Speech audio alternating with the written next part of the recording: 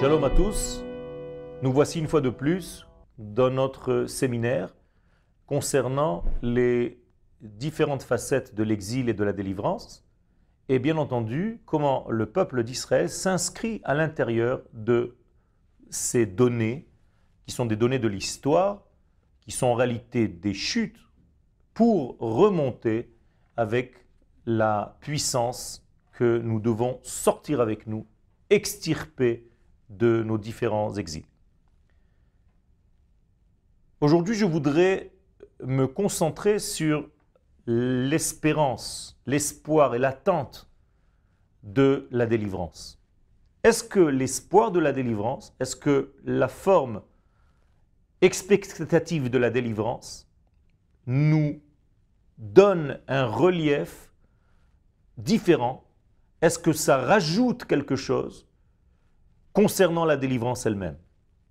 Avec des mots simples, est-ce que en attendant la délivrance, ça accélère le processus?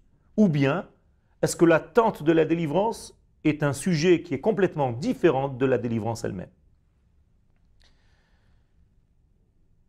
J'ai choisi un texte du Rav Charlap Zatzal. Je vous avais dit que nous allons développer nos thèmes par rapport à ses écrits. Et il traite de ce sujet, il appelle donc ce cours Hatzipia Shel Ha-Yeshua. La valeur Erka Shel Hatzipia la Yeshua. Quelle est la valeur de cette attente? Avant de commencer, nous devons comprendre que le mot Tzipia en hébreu ne veut pas dire seulement une attente, mais veut dire aussi une manière de voir, visualiser, regarder, observer. Litzpot en hébreu, à l'infinitif, c'est-à-dire que la tzipia le Yeshua ne se traduit plus donc seulement comme une attente de la délivrance, mais comme une vision, une capacité à entrevoir la délivrance d'Israël dans les événements de l'actualité, dans les événements de l'histoire, dans les événements de tout ce qui se passe en réalité autour de nous et à l'intérieur de nous-mêmes. Est-ce que nous avons les yeux pour voir des degrés qui apparemment sont des degrés naturels du temps qui passe et des événements qui sont à l'intérieur de ce temps-là? Ou bien est-ce qu'il s'agit là plutôt d'une façon qu'a l'Éternel de faire avancer le processus de la délivrance, habillé bien entendu dans ces éléments de la nature? Le Rav nous dit donc Erka shel hatzipia le Yeshua, la valeur intrinsèque qui se trouve dans cette attente, j'allais dire dans cette attente visuelle, dans cette manière d'entrevoir, de prévoir, de voir dans les événements comment Akadosh Baruch Hu fait avancer sa Géoula. Eh bien cette attente-là, cette vision-là, Yoter Elyon Me'erech Hagilui Shel Yeshua Atzma. Le Rav nous dit que c'est supérieur à la délivrance elle-même, réelle, physique, lorsqu'elle va se réaliser véritablement, de facto, dans notre monde. Comment est-ce possible? L'attente de la délivrance est plus en relief, plus importante que la délivrance elle-même. Quel est le sens de ces paroles donc du Rav Charlap? Le Rav explique tout de suite Sheken hayeshua ibilti sofit. Le Rav nous dit cela parce que effectivement la délivrance est infinie. Pourquoi est-ce qu'elle est infinie? Mais tout simplement parce que nous avons face à nous, les hommes, nous avons face à nous l'infini. C'est-à-dire que l'homme ne peut jamais arriver au bout, car le bout n'existe pas. Tout ce qui est devant nous, c'est de l'ordre de l'infini. Et ce que nous faisons durant notre vie, c'est tout simplement essayer d'intégrer des morceaux, j'allais dire, d'infini, des parcelles d'infini, mais l'infini reste toujours dans son infinité. Contrairement aux animaux, contrairement aux autres créatures, dans le minéral, dans le végétal, chez l'animal, qui eux sont structurés d'une manière définitive. C'est-à-dire que une vache est une vache dès le premier jour de sa vie et elle ne pourra pas devenir plus vache que vache, qu'elle ne l'est déjà. Autrement dit, ces instincts de vache fonctionnent, sont actifs directement dès le début de sa vie. Et donc,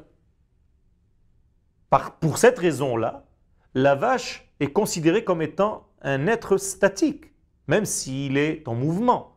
C'est un mouvement qui en réalité est limité à ce qu'il est lui-même. Bien entendu, plus on descend dans les domaines, et plus le côté statique est supérieur. L'animal bouge beaucoup plus qu'une plante. Bien, chez la plante, il va y avoir un certain mouvement, il va être beaucoup plus lent, beaucoup plus discret.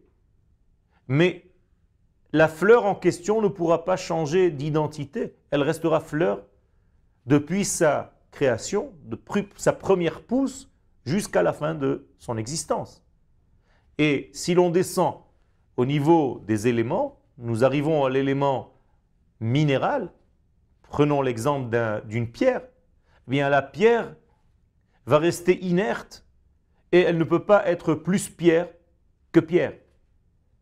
À tel point qu'elle est complètement statique, réellement statique, parce que justement son mouvement est limité à ce point. Je reviens chez l'homme. Eh bien, chez l'homme, les instincts ne sont pas activés. Les instincts ne s'activent pas tout seuls. Il faut que l'homme lui-même réactive les instincts qui se trouvent à l'intérieur de son être. Akadosh Baruch Hu nous a créés avec ces instincts, mais ces instincts sont à l'intérieur, au plus profond de notre être, et on ne peut pas les sortir, les mettre à jour, si ce n'est par la participation de l'homme lui-même dans cette élaboration. Ça veut dire que lorsque l'homme se dévoile, lorsque l'homme dévoile ce qu'il est dans son intériorité, eh bien, il joue le jeu de commencer à exprimer ce qu'il est dans son être et il va avancer au fur et à mesure de sa vie vers des domaines de l'ordre de l'infini. Et donc, étant donné que c'est de l'ordre de l'infini, eh bien, son avancée est illimitée.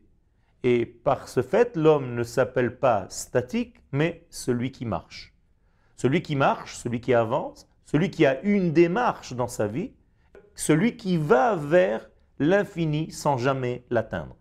Donc ne vous faites pas de soucis si vous n'êtes pas complet, vous n'êtes pas censé être complet. Il n'y a un seul être complet, c'est l'Éternel, béni soit-il, mais nous sommes tous dans une démarche de se compléter. En hébreu, la différence entre shalem et mishtalem. Nous ne sommes pas shalem, nous ne sommes pas dans le complet, mais nous allons sans arrêt dans un mouvement qui nous complète, qui nous remplit, et ce mouvement est éternel. Je reviens donc à ce que j'ai dit tout à l'heure au nom du Rav. Étant donné que la délivrance qui se trouve devant moi est infinie, eh bien, le'olam lo yagiu el kitsa, on ne pourra jamais arriver à son bout, à sa pointe, à son extrémité, qu'on appelle le ketz. Alors, comment faut-il voir ou comprendre la délivrance? Eh bien, le Rav nous donne ici un enseignement qui est très intelligent et très important.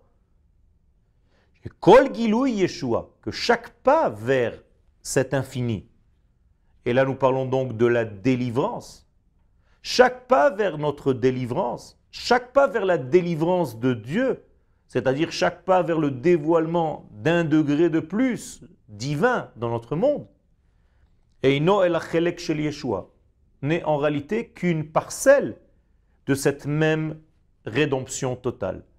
Et donc je dois savoir, voir comment la Géoula se dévoile devant moi, face à moi, par des morceaux de Géoula, par des parcelles de lumière qui arrivent dans le monde dans lequel je suis, par des étincelles qui, au fur et à mesure de ma démarche de me compléter, j'absorbe des éléments de cet infini qui deviennent une partie de moi, mais j'ai encore l'infini devant moi. Mais c'est comme ça qu'il faut appréhender. Quel est l'avantage de cette manière-là de vivre? Ben, tout simplement d'abord que l'homme ne tombe pas dans une dépression, de croire que la Géoula, que la rédemption d'Israël est une question de date. L'homme comprend que la rédemption d'Israël est un processus, est une démarche qui en réalité se développe au fur et à mesure de l'avancée de l'histoire. Donc tout le secret de ce texte que le Rav nous offre ici, c'est de comprendre comment entrevoir pendant cette démarche, pendant cette marche vers la rédemption, comment bénéficier de chaque élément, de chaque partie, de chaque parcelle de cette rédemption, même avant la rédemption totale, car la rédemption totale, on ne pourra jamais l'atteindre totalement, parce qu'elle nous dépasse, parce qu'elle est infinie. Et donc si je sais profiter de chaque instant de cette rédemption, eh bien je prends l'énergie de chaque instant de cette rédemption et j'en fais en réalité ma rédemption d'aujourd'hui. Autrement dit, si on me pose la question, est-ce que la rédemption a eu lieu aujourd'hui, je dois répondre avec certitude, effectivement, que la rédemption a eu lieu aujourd'hui. C'est-à-dire qu'aujourd'hui, c'est dévoilé en moi, dans le monde, une parcelle de cette longue histoire de rédemption qui est de l'ordre de l'infini. Et aujourd'hui, j'ai pu absorber, comprendre, intégrer une parcelle de cette délivrance. Et donc je suis dans un processus, comme dit le Talmud de Jérusalem dans la première partie, Perek Aleph, Halacha Aleph, Geulatam shel Israël, Kim'a, Kim'a. C'est comme ça que la délivrance d'Israël doit être comprise, c'est-à-dire qu'elle est pas à pas, c'est une étape, et puis encore une étape, et puis encore une étape jusqu'à l'infini. Et donc nous sommes dans une échelle de valeur que nous grimpons sur cette échelle chaque jour un petit peu plus, mais en n'attendant pas seulement une date, en sachant que tous les éléments jusqu'à cette date en question font partie complètement de cette même délivrance. Et donc il ne s'agit pas seulement d'attendre un ta'arich, une date, mais de comprendre que nous sommes dans un processus. En hébreu, lo ta'arich ela tahalich. Ce n'est pas une date, c'est un degré de processus, un degré d'escalier, un degré de monter chaque fois et d'absorber, d'intégrer et de digérer la Géoula d'aujourd'hui, la Géoula de cet instant. Comme si je tirais une corde en réalité, et cette corde est infinie, mais chaque fois que j'ai tiré encore 1 mètre de cette corde, eh bien ce mètre est déjà dans mon domaine, et donc j'ai déjà réussi à prendre quelque chose de cette longue et infinie corde. Et c'est pour ça, et pas par hasard, que l'une des expressions messianiques, c'est les cordes du Mashiach. Chevle Mashiach. Autrement dit, on peut le comprendre comme vous avez l'habitude peut-être de le traduire comme étant donné les épreuves, la souffrance de l'accouchement, de l'enfantement du Mashiach, du messianisme, mais on peut aussi le traduire comme étant une corde, c'est-à-dire que tout le messianisme est une longue corde que nous, les hommes d'Israël, et l'humanité tout entière par nous, devons tirer à chaque fois. Et chaque fois que j'ai tiré encore 10 cm de cette corde, eh bien, j'ai encore 10 cm de Géoula, de rédemption dans ma vie. Donc cette rédemption est un long chemin, et pas à pas, c'est comme si je mangeais, j'absorbais une nourriture, et chaque fois que j'absorbe cette nourriture, je dois la digérer, je dois arriver à vivre selon le degré dans lequel je suis maintenant, et continuer de progresser sans arrêt dans un mouvement qui va vers l'infini. Ou la matzipia l'Yeshua. Donc le Rav revient à ce qu'il a dit au début de son cours, cette attente de la délivrance. Elle englobe toute l'infinité de cette délivrance. Comment est-ce possible? On vient de dire que ce n'est pas possible. C'est vrai au niveau de l'action, mais au niveau de la pensée, étant donné que je rêve de cette rédemption, étant donné que je rêve de cette Géoula, étant donné que je rêve de cette libération, eh bien dans mon fantasme, j'allais dire, je peux entrevoir des choses qui sont de l'ordre de l'infini, même si de facto, dans la réalité, ces choses-là ne seront pas aussi fortes lorsqu'elles apparaîtront. J'explique d'une autre façon. Ça veut dire que lorsque je rêve du messianisme d'Israël, je peux imaginer des choses qui vont être beaucoup plus fortes, beaucoup plus grandes, avec un sentiment de supériorité par rapport à la chose elle-même lorsqu'elle apparaîtra réellement dans la vie. Un exemple, si j'attends un grand voyage et je prépare ce grand voyage, eh bien je suis excité à l'idée de ce grand voyage dans ma pensée, alors que lors du voyage lui-même, lorsque je le réaliserai réellement dans ma vie, eh bien peut-être qu'il n'aura pas la même portée au niveau de moi-même, il sera en réalité limité aux vêtements qu'il portera le jour de son dévoilement. C'est-à-dire que les choses vont être bien limitées, bien structurées dans l'espace, dans le temps, et dans ma façon de les appréhender. Alors que dans mon idée, les choses étaient beaucoup plus grandes, beaucoup plus excitantes. Et c'est la même chose au niveau de la rédemption d'Israël. Notre idée est tellement grande par rapport à cette rédemption que parfois lorsque la rédemption arrive, et donc comme j'ai expliqué tout à l'heure, elle arrive pas à pas, eh bien on a du mal à croire et à comprendre et à être convaincu que ce qui est en train d'arriver devant moi fait partie de cette rédemption. Pourquoi? Tout simplement parce que dans ma pensée, c'était beaucoup plus fort, alors que lorsque c'est en train d'apparaître réellement dans la réalité, je me dis, mais c'est ça que j'attendais? Je suis un petit peu déçu, parfois un petit peu plus, et parfois très déçu. Donc vous avez des personnes qui, dans leur fantasme, dans leur idéologie, dans leur idée première de rédemption, c'est la totale. Lorsque les choses arrivent de facto dans la réalité, se disent mais c'est pas ce que j'attendais. C'est beaucoup plus petit, c'est beaucoup plus limité que ce que j'attendais. C'est comme ça qu'on nous devons voir que notre réalisation au niveau de notre peuple, il faut savoir voir les choses parce que nous avons déjà pensé à ces choses-là et surtout lorsque ces choses s'habillent dans la réalité, il faut savoir c'est exactement ce que moi dans mes idées j'avais prévu, mais qu'en réalité, lorsque ça se dévoile dans mon monde matériel, ça s'imprègne des choses que je vois devant moi aujourd'hui. Et donc même si ces choses-là me déçoivent, entre guillemets, je dois savoir avec les yeux de l'éternité, voir que ces choses-là font partie du cheminement de la délivrance complète. Toda Rabba.